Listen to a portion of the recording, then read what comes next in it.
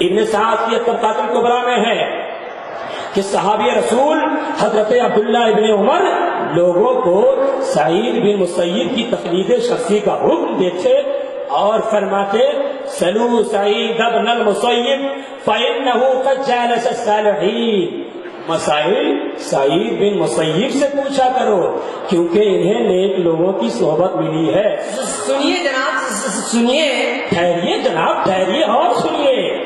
امام بخاری کے استاد حضرت عبداللہ ابن مبارک، وکی بن جراح، یحییٰ بن سعید قطان، امام بخاری کے استاد امام حمیدی، امام بخاری کے استاد مکی بن ابراہیم، عبد الرحمن بن مہدی، حاکم نیشاپوری، ابن منذر، ابن حبان، امام بیہقی، ابن خزیمہ، امام دارقطنی، ابو بکر اسماعیلی، ابن عبد البر، خطیب بغدادی، ابو نعیم اصفہانی، ابن حجر اسقلانی، ابن کثیر دمشقی، شمس الدین ذہبی، جمال الدین مزی، جمال الدین زیرعی، ابن صلاح، ابن بطال، ابو سلیمان خطابی، ابن جوزی، ابن رجب بغدادی، قاضی ایاز، ابن العربی، بدر الدین علی، جلال الدین سیوطی، ملا علی قاری، یہ تمام محدثین و فقہا و مفسرین و علماء تقلید شخصی کرتے تھے۔ کوئی ان میں مالکی تھا، کوئی حنبلی تھا، کوئی شافعی اور کوئی حنفی تھا۔ شہنواز صاحب بتائیے کیا یہ آپ کے نزدیک یہ تمام لوگ بدعتی تھے؟ جی شمس بھائی سنیے شہنواز صاحب اور سنیے، سیاستہ کے سارے مصنف تقلید شخصی کرتے تھے۔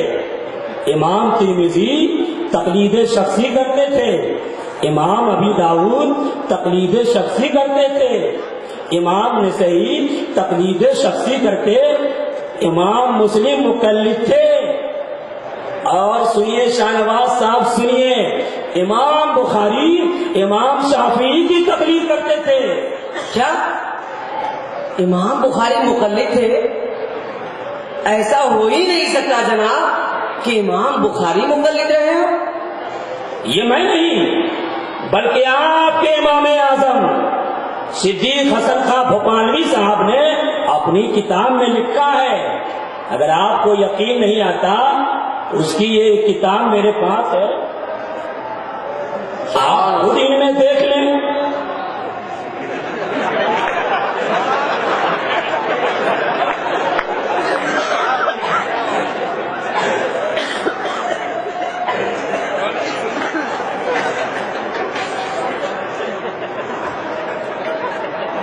وقت ذکر علی اقواسی کی طبقات اصحاب المشاہدین۔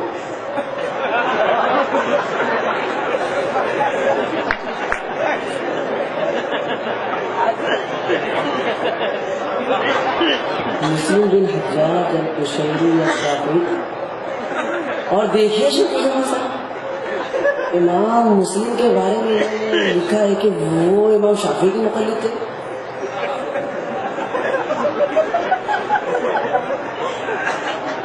شمس الزمان بھائی، بات دراصل یہ ہے کہ میں نے تقلید کے مسئلے پر بڑا غور و خوض کیا اور مجھے لگا کہ حق پر وہی لوگ ہیں جو کسی امام کی تقلید کرتے ہیں۔ میں نے علماء سے کئی مرتبہ اس بات کا ذکر بھی کیا مگر انہوں نے مجھے یہ کہہ کر خاموش کر دیا کہ میاں تم کس تقلید کی بات کرتے ہو؟ ارے تم بخاری پڑھو، مسلم پڑھو، ابو داؤد پڑھو، کسی امام کے چکر میں مت پھنسو۔ مگر جب بھی میرا کوئی مسئلہ اٹکتا تو وہ مجھ سے کہتے دیکھو ابن تیمیہ نے اس مسئلے میں ایسا کہا ہے، ابن قیم نے یہ کہا ہے، قاضی شوکانی ایسا کہتے ہیں، محمد بن عبد الوہاب نجدی یہ فرماتے ہیں۔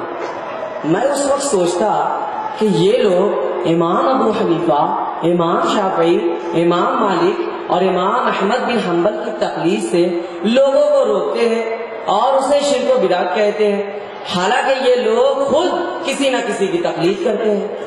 بلکہ ایک بار تو بڑا غضب ہوا، میں ابن تیمیہ کی ایک کتاب الفتاوی الکبریٰ کا مطالعہ کر رہا تھا۔ انہوں نے ایک مقام پر لکھا تھا یکونون فی وقت یقلدون من یفسد وفی وقت یقلدون من یصححہ بحسب الغرض والهوى ومثل هذا لا يجوز باتفاق الامة. کچھ لوگ ہیں جو خواہشات نفس کے پیروکار ہوتے ہیں. کبھی ایسے امام کی تقلید کرتے ہیں جو نکاح کو فاسد کہتے ہیں، اور کبھی ایسے امام کی تقلید کرتے ہیں جو نکاح کو صحیح قرار دیتے ہیں. حالانکہ تمام امت کا اس بات پر اتفاق ہے کہ اس طرح کی تقلید بالکل ناجائز ہے. شمس الزمان صاحب، میں نے ابن تیمیہ کی یہ عبارت اپنے شیخ محترم کو دکھائی جو تقلید کو شرک اعظم اور اکبر الکبائر قرار دیتے تھے. اور میں نے جب ان سے کہا کہ حضرت ابن تیمیہ کی اس عبارت سے تو صاف ظاہر ہوتا ہے کہ آدمی کو تقلید شخصی کرنا چاہیے اور ایک وقت میں کسی ایک ہی امام کی تقلید کرنا چاہیے، تو وہ شیخ محترم مجھ پر سخت ناراض ہوئے اور کہا میاں سنو، اس طرح کی بات کہیں بھی نظر آئے اسے کسی کو دکھایا مت کرو بلکہ چھپا دیا کرو. کیا بات، یا اس کے نیچے ایک چھوٹا سا حاشیہ لگا دیا کرو، ھذا قول مدور، یا یہ لکھ دیا کرو ھذا قول لا اصل لہ، یا تھوڑی سی محنت ہی کر دیا کرو کہ اس کا ایک الگ نسخہ تیار کروا کر اور اس سے اس قسم کی عبارت نکال کر کسی پریس میں چھپوا دیا کرو. میں اپنے شیخ محترم کی یہ بات سن کر بڑا حیران ہوں اور اسی دن سے مجھے یہ ڈاؤٹ ہونے لگا کہ یہ غیر مقلدین راستے سے بھٹکے ہوئے. شمس الزمان بھائی، آج آپ کی گفتگو نے دودھ کا دودھ اور پانی کا پانی کر دیا اور ہمیں اس بات کا یقین ہو گیا کہ ہمارے لیے بھلائی اسی میں ہے کہ ہم کسی ایک امام کی تقلید کریں. بس شمس الزمان صاحب، ایک بات میری سمجھ میں نہیں آتی کہ آخر یہ لوگ تقلید سے منع کیوں کرتے ہیں؟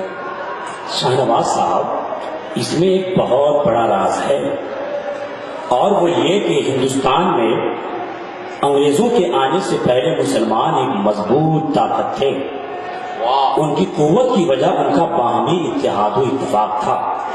انگریز اچھی طرح واقف تھے کہ مسلمان اگر اسی طرح متحد و متفق ہو کر رہیں تو وہ ہندوستان میں ہمارے قدم کبھی بھی جمنے نہ دیں گے اور ہندوستان کی سرزمین پر کبھی بھی ہماری حکومت کا خواب پورا نہیں ہوگا. لہذا انگریزوں نے چند کم پڑھے لکھے لوگوں کو خریدا جن میں سر فہرست اسماعیل دہلوی تھے. انگریز اچھی طرح جانتے تھے کہ مسلمانوں کی سب سے بڑی قوت کا راز یہ ہے کہ وہ اپنے نبی سے ٹوٹ کر محبت کرتے ہیں، اور دوسرا بڑا راز ان کی مرکزیت ہے. یعنی حضور صلی اللہ تعالی علیہ وسلم سے لے کر 11ویں صدی ہجری تک ہمیشہ مسلمانوں میں کچھ ایسی شخصیات رہی جن کی آواز پر مسلمان ایک جسم اور ایک جان بن جایا کرتے تھے.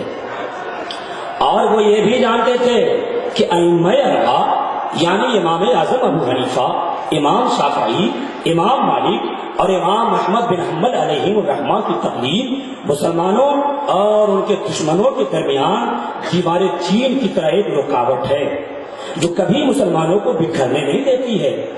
لہذا مولوی اسماعیل دہلوی نے مسلمانوں کے دلوں سے حضور صلی اللہ تعالی علیہ وسلم کی محبت و عقیدت کو کم کرنے کے لیے ایک طرف توحید کے پردے میں توہین رسالت کا نظریہ پیش کیا اور دوسری طرف مسلمانوں کی مرکزیت کو توڑنے اور ان کی جمعیت کو پارا پارا کرنے کے لیے حفاظت حدیث کی آڑ میں انکار تقلید یعنی غیر مقلدیت کا نعرہ بلند کیا اور نوخیزوں نوجوان بچوں کو پکڑ پکڑ کر یہ کہنا شروع کیا آخر تم کسی امام کی تقلید کیوں کرو؟ یہ لوگ قرآن ہے، یہ بخاری و مسلم ہے، یہ ہمارے آدمی کا کیا ہوا اردو انگلش ترجمہ ہے، اس کا مطالعہ کرو، تم کچھ ہی دنوں میں خود ہی مستحق بن جاؤ گے. شمس الزمان صاحب، میں ان لوگوں کے درمیان کچھ دن رہا مگر اللہ اس کے رسول کی شان میں ان کی گستاخی دیکھ دیکھ کر دل برداشتہ ہو گیا اور ان کی کٹ دلیلی اور کٹ حجتی سے پریشان سا ہو گیا تھا. آج آپ سے مل کر مجھے بڑا اطمینان نصیب ہوا.